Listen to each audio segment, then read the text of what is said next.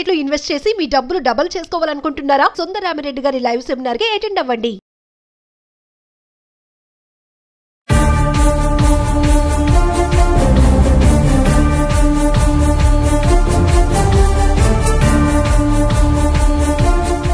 నమస్తే, welcome back to Suman TV. Present మనతో పాటు ఉన్నారు అనలిస్ట్ మందర్ కృష్ణారెడ్డి గారు. నమస్తే సార్. నమస్తే అమ్మ. సార్, మరి బంగారం ధరలు చూసుకుంటే మనం రోజు వీడియో చేస్తున్నాం గోల్డ్ రేట్స్ పైన. మరి ఇప్పుడు 24 క్యారెట్స్ గోల్డ్ 1,14,000లో ఉంది. మరి వెండి బంగారం పక్కన పెడితే వెండి అయితే దూసుకెళ్ళిపోతుంది, 1,48,000లో నడుస్తుంది. ఎందుకు ఇంత ఇలా అంటారంటే, మీరు చాలా వీడియో చెప్పారు ఈ పెరగడం తగ్గడం అనేది మన చేతిలో ఉండదు అని చెప్పేసి. అంటే ట్రంప్ తీసుకున్న నిర్ణయాలు ఈ రేటు పెరగడానికి కూడా ఏమన్నా మ్యాచెస్ ఉన్నాయా అంటే? వెండి గురించి అందరికన్నా ముందుగా మనమే చెప్పాం. ఫస్ట్ మనమే చెప్పాం, ఫోర్కాస్ట్ చేసాం. బంగారం కన్నా ఎక్కువ పరుగులు పెట్టబోతుంది వెండి. భవిష్యత్తులో వెండి ఒకవేళ బంగారం అంతా ఈక్వల్గా రేట్ వచ్చినా కూడా ఆశ్చర్యపడాల్సిన, ఒక 5-10 ఏళ్ల లోపల ఇంకా ముందరే రీచ్ అవుతుందో కూడా చెప్పని పరిస్థితి. ఎందుకంటే వెండిని ఓన్లీ పాత్రల కోసం, దేవుడికి సంబంధించిన విగ్రహాల కోసం కాకుండా వెండిని ఇవాళ ఎలక్ట్రిక్ వెహికల్స్, ఎలక్ట్రానిక్ వెహికల్స్ ఏవుతున్న వెహికల్స్లో వాడుతున్నారు. ఎలక్ట్రానిక్ వెహికల్ లోపల ఒక్కొక్క వెహికల్లో 70 కిలోల వెండి వాడాల్సిన పరిస్థితి ఏర్పడుతుంది.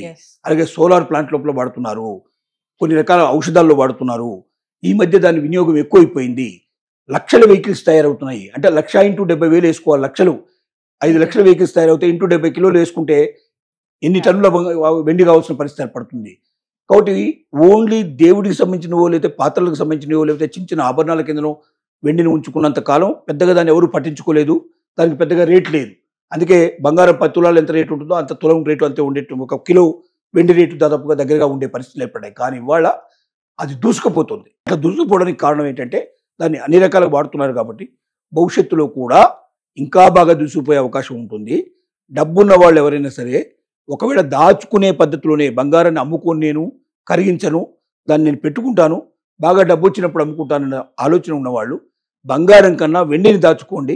మీకు 10 లాభం బంగారం కన్నా వెండి మీద ఎక్కువ వచ్చే అవకాశాలు ఉన్నాయని ఇప్పుడు నిపుణులు చెప్తున్న విషయం. ఆ విషయాన్ని మీకు ధృవీకరిస్తున్నాం. ఇకపోతే బంగారం రేట్లో వ్యత్యాసాలు రావడానికి పరిస్థితులు ఏమిటంటే, ఖచ్చితంగా ట్రంప్ విధానాలు కొంత కారణమని మనం చెప్పక తప్పదు. సుంకాల మీద వచ్చే వ్యత్యాసాలు కొంత పనిచేశాయి దీని లోపల. తర్వాత అనిశ్చితి పరిస్థితి ఒక రకంగా, ఎందుకంటే ట్రంప్ తీసుకునే నిర్ణయం ఏ రోజుకి ఏ నిర్ణయం తీసుకుంటాను లేకపోవడం వల్ల స్టాక్ మార్కెట్ ఊగిసలాడుతున్నాయి. ఒకరోజు 500 అటు అవుతుంది, ఒకరోజు 300 ఇటు అవుతుంది, 400 ఇటు అవుతుంది. ఇట్లాంటి పరిస్థితుల్లో స్టాక్లో డబ్బులు పెట్టడానికి స్టాక్ మార్కెట్లో ఎవరికి ఇంట్రెస్ట్ లేదు. వాళ్ళంతా కూడా నిశ్చలంగా ఉండేటువంటి పెరుగుతున్న బంగారం మీద పెట్టాలని కోరుకుతూ బంగారం వైపు మలుతున్నారు.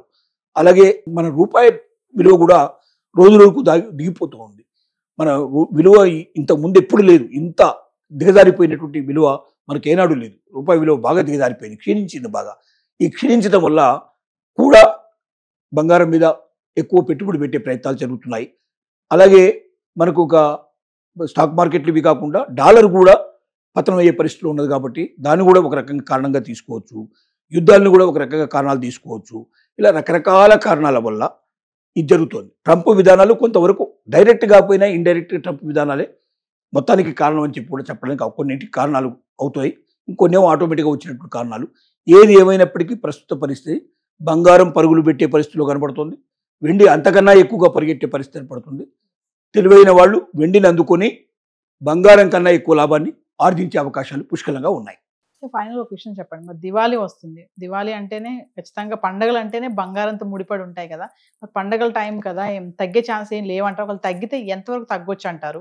తగ్గడం చాలా కష్టమే. బంగారం అంటే దీపావళి వరకు అయితే పెద్దగా తగ్గకపోవచ్చు. తగ్గినా 500, 1000 రూపాయలు తగ్గి మళ్ళీ 1000, 2000 పెరిగే అవకాశాలు ఉన్నాయి.